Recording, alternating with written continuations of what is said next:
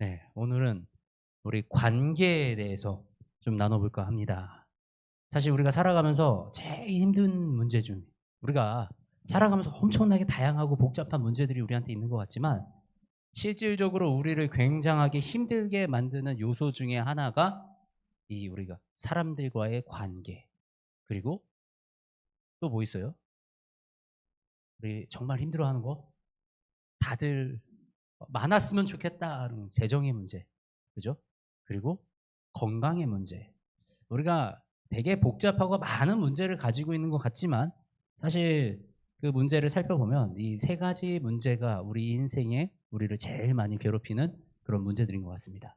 근데 그중에서도 관계의 문제, 우리의 마음이 상하는 거, 우리가 관계가 깨지면요, 우리가 마음이 너무 쉽게 이렇게 무너지게 돼 있어요. 그 나의 신뢰의 기반이 깨어지면 나는 굉장히 약한 존재가 되게 되어 있습니다. 그래서 우리가 이 관계를 어떻게 맺어가는 게 바람직하고 또 우리가 스스로 나에 대해서 어떻게 더 단단한 사람으로 성장해 나갈 수 있는지를 오늘 한번 좀 살펴보려고 해요. 이전에 우리 지난주에 했던 우리 문제를 직면하는 것이 시작이다. 그러니까 우리가 사실 누구나 우울감을 가지고 있고요. 누구나 불안감을 가지고 있고요. 우리는 모두 다 이런 감정들을 다 가지고 있습니다. 불안이 없으면 어떻게 될까요? 만일에 우리에게 불안이라는 감각이 없어요. 어떻게 될까요? 위기를 대처할 수 있는 능력이 줄어듭니다. 어, 우리는 위기감이라는 게 있잖아요. 아, 지금 일로 내가 어저께 이 길을 가다가 이 깜깜한 길, 골목길을 가다가 어제 강도를 만났어. 오늘 그 길로 가면 안 되겠다. 라는 이런 위기감을 느끼고 막 우리 그렇게 갔을 때 막 털이 쭉 뼈선다거나 막 이렇게 몸이 막 이렇게 닭살이 싹 돋는다거나 이런 위기감을 딱 느낍니다. 그렇기 때문에 이런 불안이나 이런 거는 사실 우리를 보호하기 위한 감정이에요.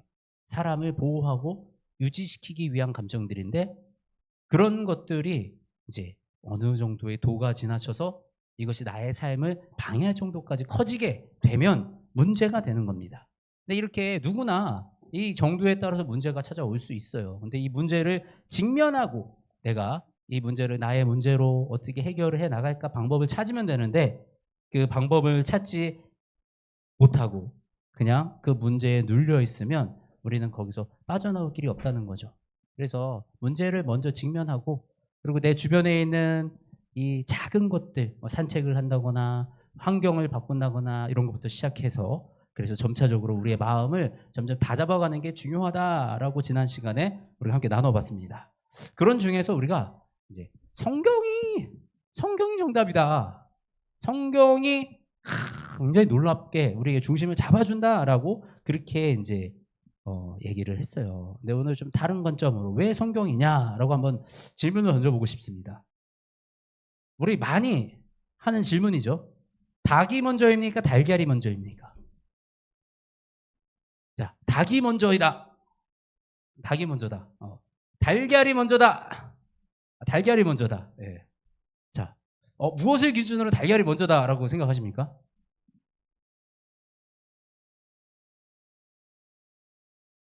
달걀이 먼저다. 알에서 나와야 닭이 되니까 달걀이 먼저다. 그죠? 예. 우리가 닭이 먼저인가 달걀이 먼저인가 이 문제를 가지고 철학적으로도 보고 성경적으로도 볼 수 있고 진화론적으로도 볼 수 있어요. 진화과학자들은 뭐라고 얘기하는 줄 아세요? 진화과학자들은 알이 먼저라고 얘기를 해요. 왜냐하면 이 닭 이전에 어떤 다른 부류의 조류가 낳긴 그 알이 변형이 됐기 때문에 그게 먼저다라고 얘기를 해요. 근데 그래도 진화론들 자들도 결국은 올라서 가면 결국은 새가 알을 낳았기 때문에 된다고 새가 먼저라고 얘기를 해요. 그런데 우리는 이 성경에서 굉장히 그냥 명확하고 굉장히 심플한 답을 찾을 수가 있거든요. 한번 같이 읽어볼까요? 시작. 하나님이 커다란 바다 짐승들과 물에서 번성하는 움직이는 모든 생물을 그 종류대로 창조하시고 날개 달린 모든 새를 그 종류대로 창조하셨다. 모든 새를 그 종류대로 창조하셨다라고 하나님은 분명히 우리 성경에 딱 기록이 돼 있어요.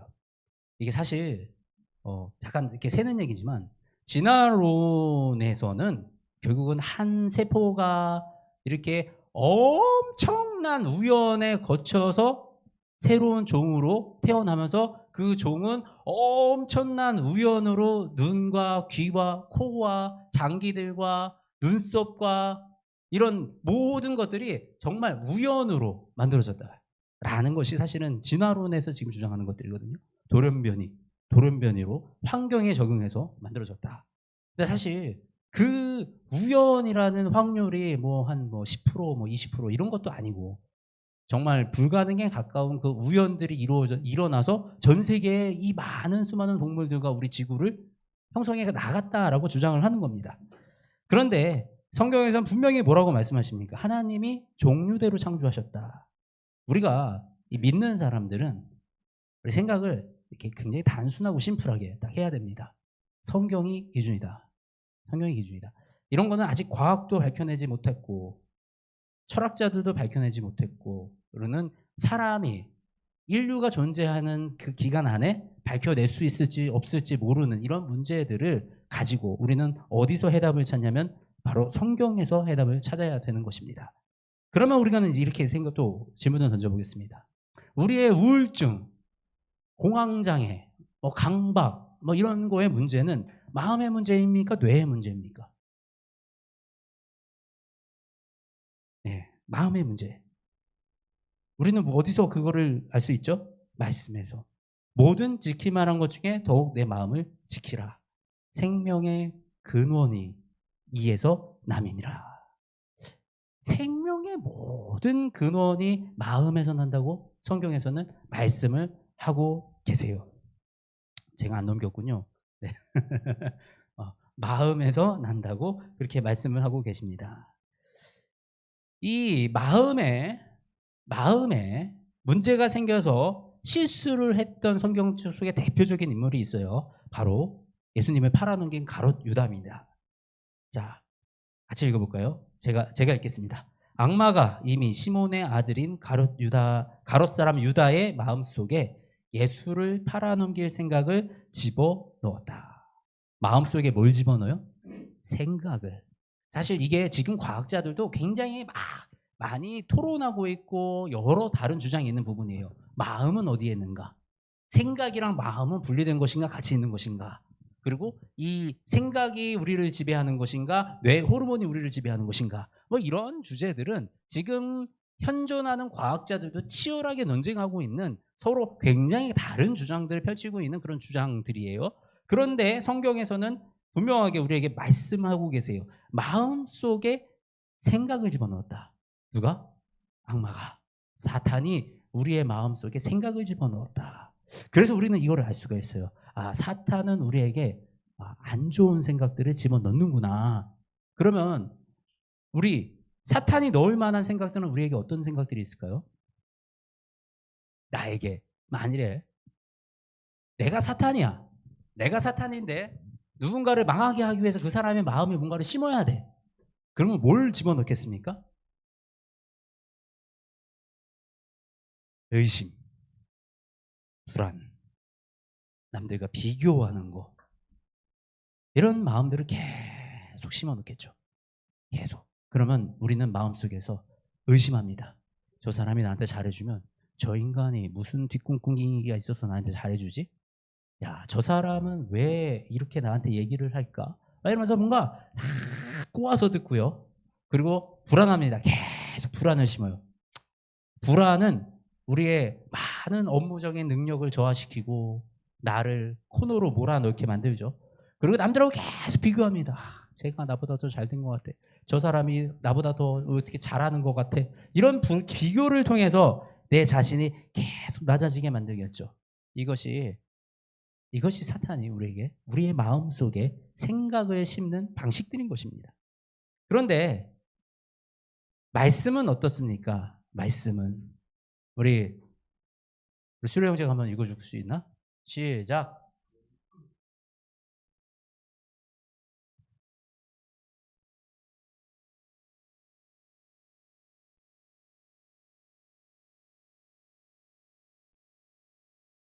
아멘.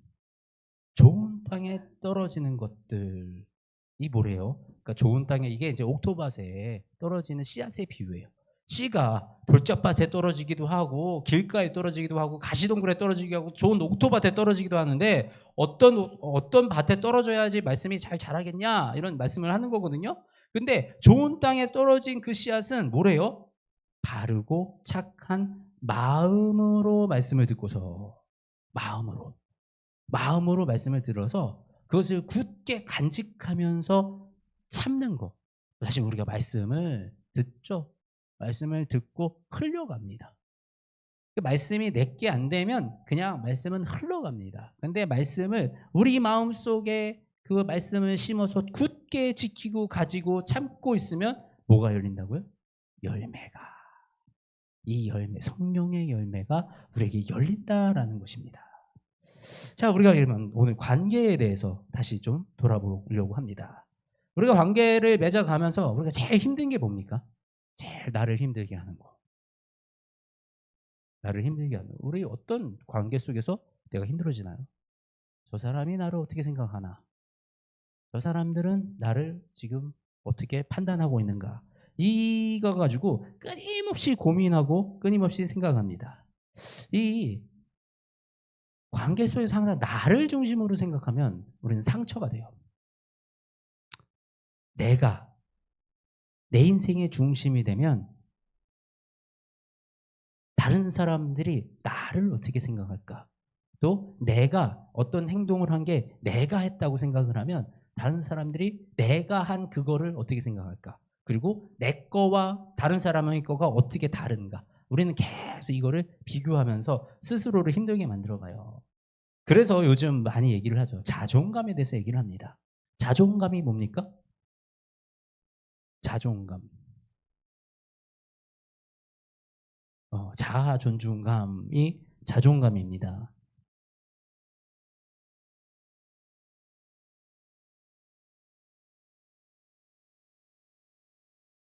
근데 이 자존감을 좀 살펴보기 전에 자존감을 좀 살펴보기 전에 잠시만요. 우리 요즘 문제가 되는 인정 중독에 대해서 좀 알아보고 넘어가려고 합니다. 인정 중독. 우리는 스스로 계속 다른 사람한테 인정을 받으려는 거에 중독이 돼 있다라고 지금 이제 얘기를 합니다. 우리 지금 이제 연세대 김주환 교수라는 분이신데 혹시 그 그릿이라는 책 읽어보셨나요? 그릿? 마음의 근육을 강화시키는 우리 미 해병대들이 어떻게 어떤 사람들이 생존하느냐, 끝까지 생존하고 있느냐 이거를 이제 번역하신 분인데 이분이 얘기하는 이거를 한번 살펴보겠습니다. 모든 의사 결정을 타인의 시선을 생각해서 하게 남들이 되는군요. 어떻게 볼까를 생각해서 결정합니다. 그래서 삶이 사라집니다. 무조건 불행해집니다. 그런 사람은. 자, 인정 중독을 걸리면 계속해서 타인이 나를 어떻게 생각할까 이렇게 계속 생각하면 어떻게 된다고요? 무조건 불행해진다라고 얘기를 하고 있습니다. 그래서 우리가 인정 중독에 빠지는 것 중에 제일 문제가 되는 게 요즘 SNS에서 어떻게 하죠? 계속 자신을 막 드러내려고 그래요. 그래놓고 내가 올려놓은 거를 다른 사람들이 막 좋아요도 누르고 관심 가져주면 기분이 굉장히 좋아집니다. 근데 내가 뭘 올렸는데 사람들이 반응이 없어. 이러면 확 우울해지고 그리고 그 SNS에 있는 사람들이 먹는 거, 저 사람들은 저렇게 맛있는 거 먹고 좋은 데 가고 막 이쁜 삶을 사는 것 같은데 나는 그런 삶을 살지 못해 라고 하면서 계속 내가 그 사람들과 비교하게 되지요. 인정 중독에서 이제 빠져나오는 어떻게 해야지 법. 빠져나오느냐. 예, 쉬운 하나만 방법 얘기해 주세요. 말씀드리면 이렇게 하면 됩니다. 인정 중독에 빠진 상태는 나를 평가 대상으로 놓는 거예요. 네네네. 그러니까 머릿속에 있는 불특정 다수가 나를 평가하고 있다고 생각하는 거예요. 그걸 뒤집어 엎는 건 뭐냐면 내가 이렇게 만나는 사람이나 이런 사람들을 내가 사랑하고 존중한다. 평가가 아니라 와 이분 멋있는데? 이런 면도 있군. 네네네. 그래서 이분에 대해서 긍정적으로 자꾸 생각해 주잖아요. 그래요. 그럼 어떻게 되냐면 내가 주인공이 됩니다. 삶에. 그리고 전조도피지로 활성화되고 그러면 이분이 나를 어떻게 생각할까 하는 게 많이 줄어듭니다. 네. 인정을 하니까. 내가 인정해주고 내가 사랑과 존중을 하는 거예요. 이 방법을 제가 대학교 4학년 애들한테 이제 입사 면접하잖아요. 그래서 면접 시험 잘 보는 테크닉으로 이걸 가르칩니다. 그래서 면접관들이 쫙 있으면 입사 시험장이니까 잘 보이려고 노력을 그렇죠. 하죠. 당연히 그렇죠. 그럼 무조건 긴장되고 자신의 모습을 잃어버리는데 그렇게 하지 말고 면접관들을 와 이분들 내가 이렇게 들어가고 싶은 회사에 들어가신 분들이네. 들어갔을 뿐만 아니라 안 잘리고 임원까지 되신 분들이야. 와 존경스럽다. 사랑과 존중의 마음으로 면접관들을 보죠. 그럼 진짜 잘 됩니다. 그래요. 긴장감이 그게 사라지고 맞아. 그게 내가 참- 평가 대상이 아닌 거예요. 네. 내가 이분들을 인정해주고 있는 네. 거죠. 네, 우리 자기가 인정받으려 그러는 게 아니고 내가 내 앞에 있는 사람들을 인정해주고 내 앞에 있는 사람들을 칭찬해주고 내 앞에 있는 사람들을 존중해줄 때 그때 난 이 오히려 인정 욕구로부터 자유로워질 수 있다라는 이런 얘기를 하시는 거예요. 근데 이게 우리 말씀에서는 정확하게 뭐라고 말씀을 하고 계시냐 이렇게 말씀하십니다. 누구든지 자기를 높이는 자는 낮아지고 자기를 낮추는 자는 높아지리라. 사실 우리가 이거를 뭐라고 얘기하냐면 겸손이라고 그럽니다. 우리나라 여기 성경에서는 낮아진다라고 돼 있지만 영어 성경은 대부분 이것을 겸손이라고 번역을 해놓습니다. 그래서 교회 안에서 자란 이 청년들 또 아이들이 제일 많이 실수하는 게 뭐냐면 이 겸손이 그냥 네네네 이렇게 고개 숙이고 사람들한테 낮은 모습 보이고 이걸 겸손이라고 생각을 해요. 근데 진짜 겸손은 뭐냐면 우리가 하나님 앞에서 낮아지는 거. 내가 하나님의 앞에서 낮은 자라는 것을 인정하는 게 우리의 참된 겸손입니다. 이 하나님과 나와의 관계에선 그렇게 되죠. 그런데 이것을 우리가 우리 사람과 사람의 관계로 적용을 한다 그러면 어떻게 되겠습니까? 사람과 사람과의 관계로 이것이 적용이 된다. 어떻게 적용이 되냐? 방금 우리 김조한 교수가 얘기를 한 것처럼 상대방을 높여주는 거. 그러니까 그것이 내가 낮아지는 가장 쉬운 방법이에요. 상대방을 높여주고 상대방을 인정해주고 존중해주고 존경해주는 거. 우리는 이것으로부터 이미 이렇게 우리의 낮은 자존감으로부터 이렇게 회복되어 나갈 수 있다라는 것을 우리가 얘기를 하고 있는 겁니다.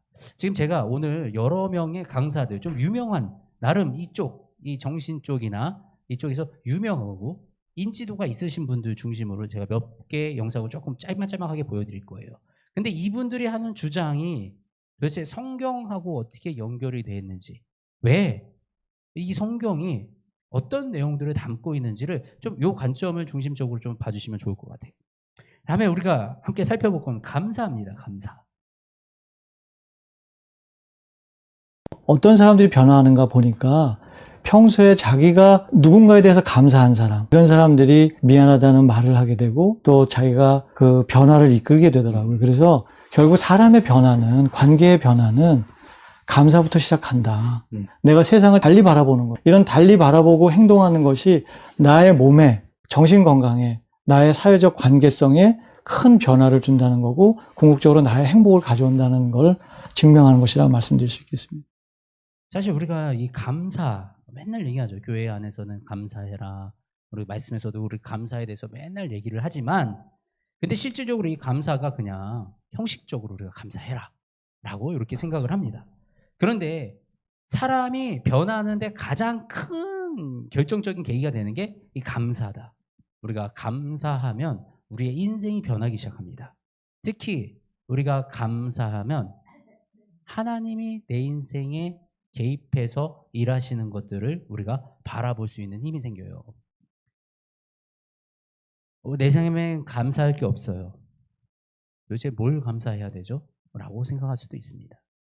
그런데 정말 우리 삶을 돌아보고 또 내가 주변을 조금만 돌아보면요. 지금 우리보다 더 안 좋은 환경, 나보다 더 안 좋은 환경, 힘든 환경 속에 있는 사람들은 너무나도 많이 있어요. 우리가 사실은 감사할 이유는 수천 개, 수만 가지가 있을 거예요. 그런데 자꾸 우리는 감사할 것을 보지 않고 나에게 부족한 것만 찾습니다. 나에게 부족한 거, 내가 좀 모자른 거, 남들이 나보다 더 가진 거, 자꾸 이런 쪽을 찾다 보니까 어떻게 돼요? 자꾸 또 비교하게 되죠. 남들하고 자꾸 비교하고. 말씀에서 뭐라고 말씀하고 계시냐면 아무것도 염려하지 말고 다만 모든 일에 기도와 간구로 너희 구할 것을 감사함으로 하나님께 아뢰라. 그리하면 모든 지각에 뛰어난 하나님의 평강이 그리스도 예수 안에서 너희 마음과 생각을 지키시리라. 마음과 생각이 또 나왔어요. 하나님이 지키시는 게 우리의 마음과 생각을 지키시겠다라고 얘기를 합니다. 신기하지 않나요? 저만 신기한가요? 이 성경에 쓰여졌던 게 얼마 전 얘기죠? 이 수천 년 전에 쓰여진 거예요. 이 구약 같은 경우는 뭐 한 3,000년, 4,000년 막 이렇게 넘게 된 이런 기록들이 그때 쓰여진 것들이 지금의 저명한 학자들, 유명한 학자들이 얘기하는 그 기준과 그 모든 이 가르침에 딱 부합되어진다라는 거죠. 신기하지 않나요? 저만 신기한가 봐요. 저만 신기한가 봐요. 성경의 말씀이 정말 사람이 쓴 거라면 우리가 불과 10년, 20년 전에 쓰여진 학문이나 논문만 봐도 우리는 벌써 그걸 보고 이거 좀 안 맞는구나. 이제 이거 옛날 생각이구나라는 생각이 딱 들어요. 그런데 몇천 년 전에 쓰여진 게 지금 우리의 마음과 우리의 마음을 연구하시는 분들, 그런 학자들이 그 말씀을 기준으로 얘기를 하고 있는 것입니다. 우리가 아까 자존감 얘기했어요. 자존감은 뭐냐면 자존중감이라고 합니다. 우리 오은영 박사님 아시죠? 오은영 박사님, 유명한 오은영 박사님. 오은영 박사님이 이 자존감을 갖추려면 우리가 두 가지 요소가 필요하대요. 먼저는 내가 사랑받는 존재라는 것에 대한 확신이 있어야 된다.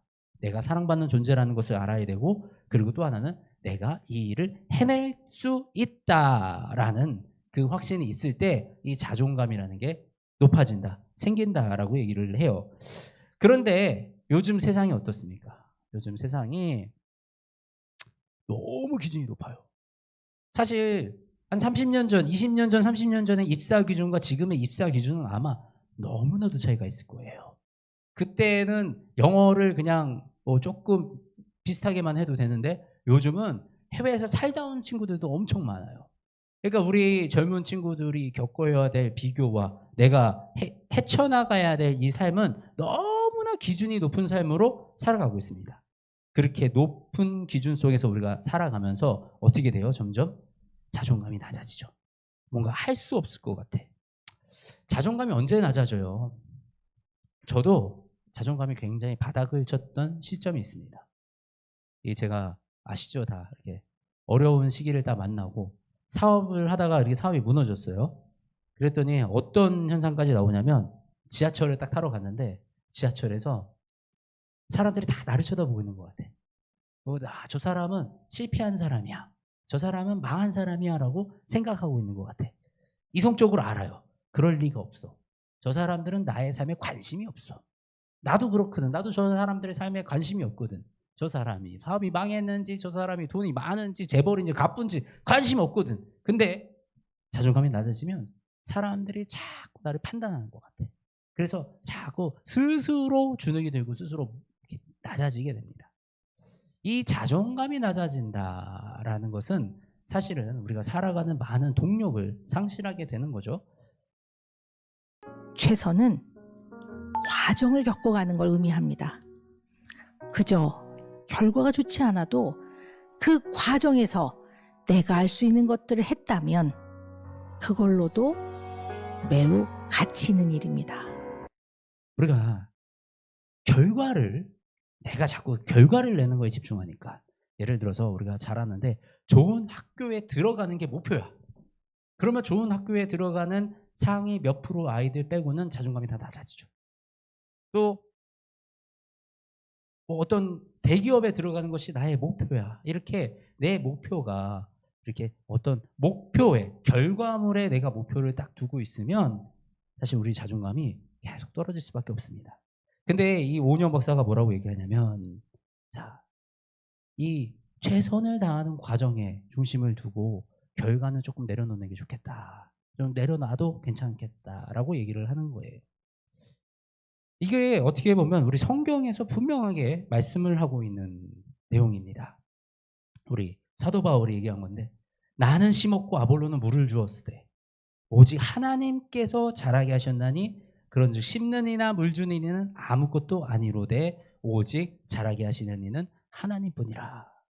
우리가 이 말씀대로 이 땅을 살아간다는 건 말씀을 우리 삶 속에 적용을 하는 거잖아요. 근데 우리가 이 결과를 내가 내려고 하면 결과의 주인이 내가 된다는 거죠. 아까 우리 목사님도 말씀에서 설교에서 말씀해 주셨는데, 우리 인생의 주인이 나냐 하나님이냐에 따라서 우리가 살아가는 이 삶이 방식이 달라지는 거예요.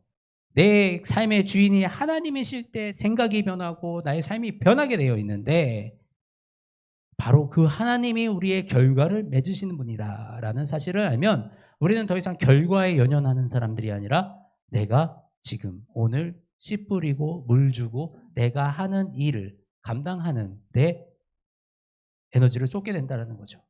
그래서 우리는 교회 안에서 내려놓는다라는 표현을 참 많이 씁니다. 내려놔. 좀 내려놔. 근데 이 내려놓는다라는 표현을 좀 잘못 이해를 하면 뭐가 되냐면, 열심히 하지 마. 괜찮아. 너 안 해도 돼. 하나님이 다 해주실 거야. 넌 그냥 가만히 있어도 돼. 너는 그냥 가만히 있어. 이렇게 해석을 하기도 합니다. 사실 근데 그런 해석으로는 옳지 않습니다. 내려놓는다는 거는 결과를 내려놓으라는 거예요. 우리는 결과를 추구하는 것이 아니라 과정 속에서 우리가 최선을 다해서 나아가는 겁니다. 과정 속에서는 내가 할 수 있는 일 찾아서, 오늘 내가 할 수 있는 일 찾아서 나는 최선을 다해서 해나갑니다. 그렇지만 이 내가 하는 모든 일의 결과는 누가? 하나님이.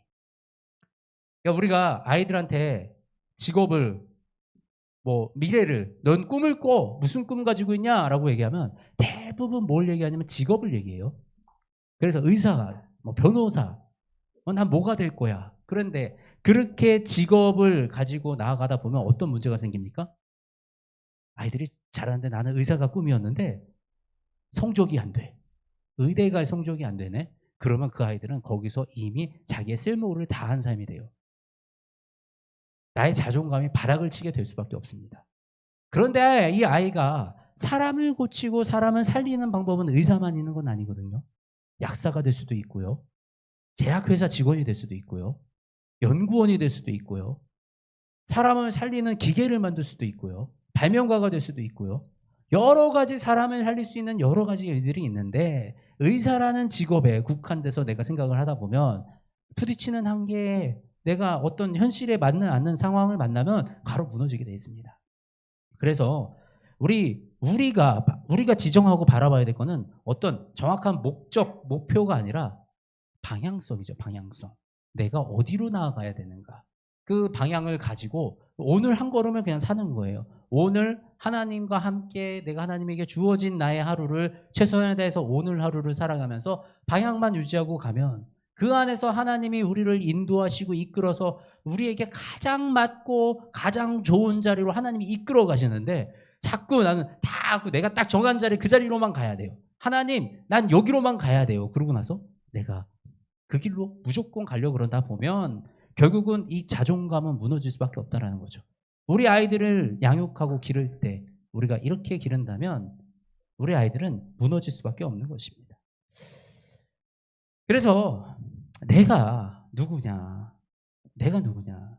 나의 존재가 어떤 존재이냐라는 것을 아는 것이 사실은 우리가 이 관계를 온전히 회복하고 또 이 관계 속에서 나의 자존감을 지켜내고 사람들과의 관계 속에서 내가 사랑받는 사람으로 나아갈 수 있다는 거죠.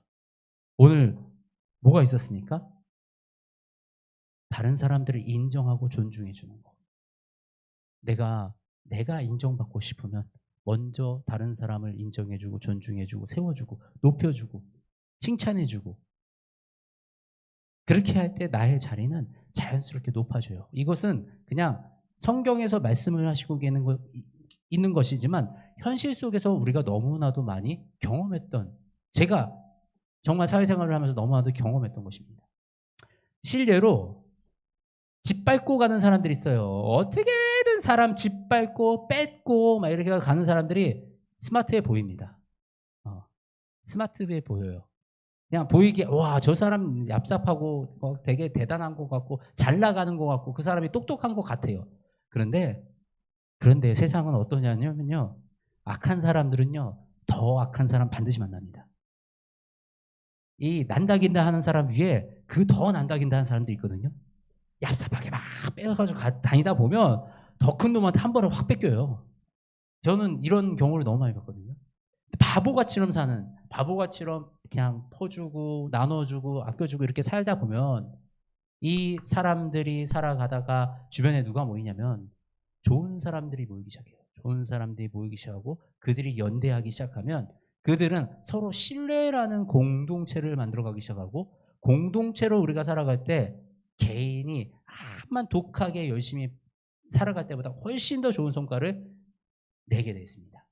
이게 우리 기브 앤 테이크라는 책에서도 기록되고 있는 거예요. 매처와 테이크와 이 주려고 하는 사람과 나눠주려고 하는 사람, 누가 더 승자로 갈 확률이 높은가라고 했을 때 이 보면 이 고마고마한 무리 속에서는 확실하게 악한 사람이 성공하는 것처럼 보이는 경우가 많습니다. 근데 절대적인 강자로 올라가는 사람들은, 남들을 뺏어서 올라가는 사람들은 거의 없다라는 거죠. 그들은 오히려 나눠주고 함께 성장할 때, 동반 성장할 때 그 안에서 강력한 힘을 낸다라는 거죠. 그리고 또 감사를 할 것을 찾는 것. 우리 인생에 어떤 거를 감사하는가? 우리가 내 안에 자꾸 나의 문제를 자꾸 봐요. 나의 문제만 봐요. 그러면 이 문제는 계속 커 보입니다. 더 커 보입니다. 근데 내가 감사한 것을 찾고 감사한 것을 발견하려고 노력을 해요. 나의 삶 속에서, 나의 인생 속에서. 그럴 때 사실 우리는 우리의 문제로부터 나와서 또 우리가 이 다른 사람들에게도 저 사람에게 없는데 내가 가지고 있는 것들을 발견하게 되고, 그런 것들로 통해서 나의 자존감과 나의 존재감이 훨씬 더 높아지고 상승하게 되는 거죠. 우리가 좀 그렇게 나를 돌아보는 그런 시간을 가졌으면 좋겠어요. 그러면서 우리 말씀에서 우리의 존재를 뭐라고 말씀을 하십니까? 우리 다 같이 한번 읽어볼까요? 시작. 너는 내 아들이라. 오늘 내가 너를 낳았도다. 이게 우리의 정체성이잖아요. 우리의 정체성. 누구라고요? 하나님의 아들. 우리는 하나님의 아들이다라는 거예요. 사실 다 필요 없잖아요. 내가 하나님의 아들이면 내가 이 세상에 도대체 이 꿀릴 게 뭐고 겁날 게 뭐고 불안할 게 뭐고 두려울 게 뭐고, 내가 하나님의 아들이면 내 하나님의 아들로서 내 주변에 있는 사람들 보세요. 나 하나님의 아들인데 아직 하나님의 아들 되지 못한 사람들, 아직 하나님을 잘 알지 못하는 사람들, 내가 그들에 비교했을 때 결코 나는 낮은 사람이 아니에요. 세상은 우리를 돈으로 비교하려고 합니다. 세상은 우리를 실력으로 평가하려고 합니다. 세상은 자꾸 우리를 자신들의 기준에 맞춰서 평가하려고 그래요. 그런데 우리를 평가하시는 분은 하나님 한 분이십니다. 하나님밖에 우리를 평가할 자가 없습니다. 그래서 우리는 다른 사람 시선 신경 쓰고 사는 거 아니에요. 다른 사람이 나를 어떻게 보는지, 그들이 나를 어떻게 판단하는지, 그런 것부터 자유하기 원합니다. 우리가 그렇게 자유할 때, 그렇게 우리가 자유하게 살아갈 때 우리는 비로소 하나님이 하시는 일을 바라보고 하나님이 이끌어 주시는 대로 우리 삶을 살아갈 수 있게 되는 거예요. 그렇게 살아가면 내 안에 이 우울, 불안, 두려움 남아있을 수가 없습니다. 나를 힘들게 하는 이 정체성, 나를 힘들게 하는 이런 것들 용납하지 마세요. 그것들은 우리를 좌우할 수 없습니다. 우리를 지배할 수 없습니다.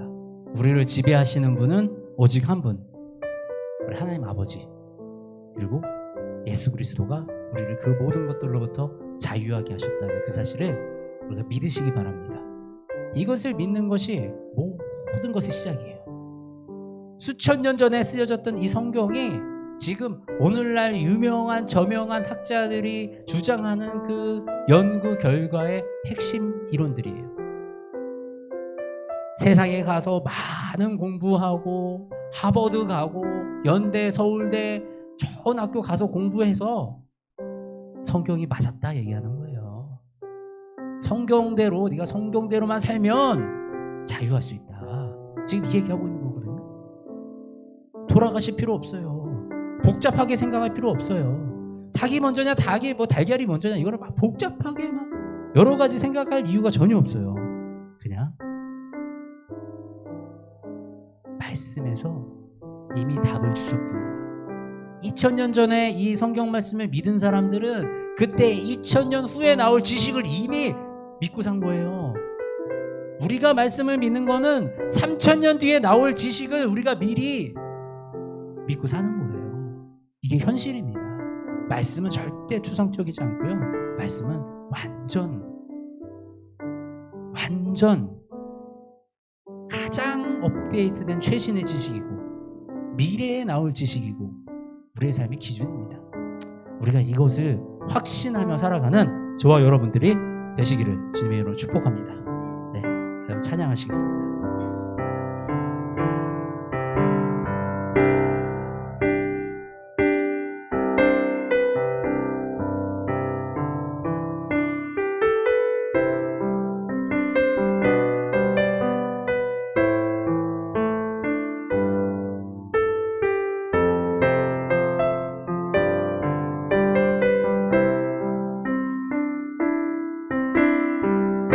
힘들고 지쳐 낭망하고 넘어져 일어날 전혀 없을 때에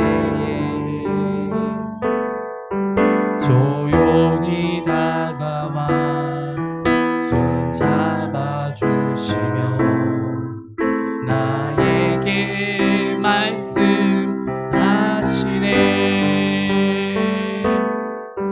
나에게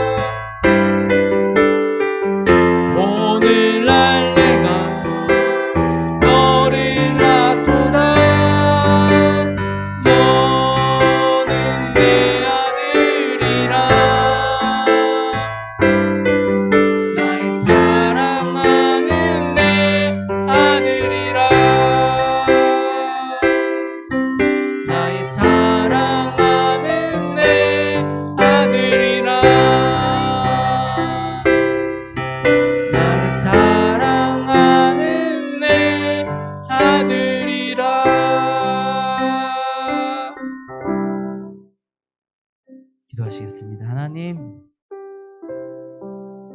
너무나도 감사합니다. 우리에게 너무나도 귀한 이 말씀으로 하나님이 이 세상에 대해서 또 우리에 대해서 알려주셔서 우리가 이 말씀을 기준으로 이 세상에 살아갈 때 우리가 아직까지 연구하지 못한, 깨닫지 못한, 알지 못한 그 놀라운 하나님이 만들어 놓으신 비밀들을 우리가 지키며 살아갈 수 있다는 이 사실, 이런 말씀을 우리에게 허락해 주셔서 감사합니다. 2000년 전에도, 그리고 지금도, 그리고 앞으로 2000년 뒤에도 가장 진리이신, 변하지 않는 진리이신 이 말씀을 우리가 붙들고 살아가기 원합니다. 성령님, 우리 안에 힘을 더하여 주시옵소서. 하나님의 아들인, 하나님의 자녀인 우리가 이 세상을 살아가면서 세상에 눌리지 아니하게 하시고, 비교당하지 아니하게 하시고, 겁먹지 아니하게 하시고, 담대하게 하나님이 우리에게 다스리라 그런 이 세상을 다스리며, 또 우리는 오직 하나님의 다스림을 받으며 그렇게 이 땅을 살아가게 하여 주시옵소서. 우리가 그렇게 살아갈 때 우리를 괴롭히고 있는 이 우울증과 불안과 모든 정신질환들과 이 뇌의 모든 문제들, 내 마음의 모든 문제들 떠나갈지어다. 우리 주 예수 그리스도의 보혈이 우리의 마음을 씻기시며 우리의 모든 문제를 해결해 주시니 우리의 문제는 이미 해결되었습니다. 우리의 문제는 이미 씻겨졌습니다. 우리 그 하나님을 신뢰하면서 나의 주인 되신 하나님, 나의 참 주인 되신 그 하나님을 영원히 붙들고 살아가게 하여 주시옵소서. 살아계신 우리 주 예수 그리스도의 이름으로 기도드립니다.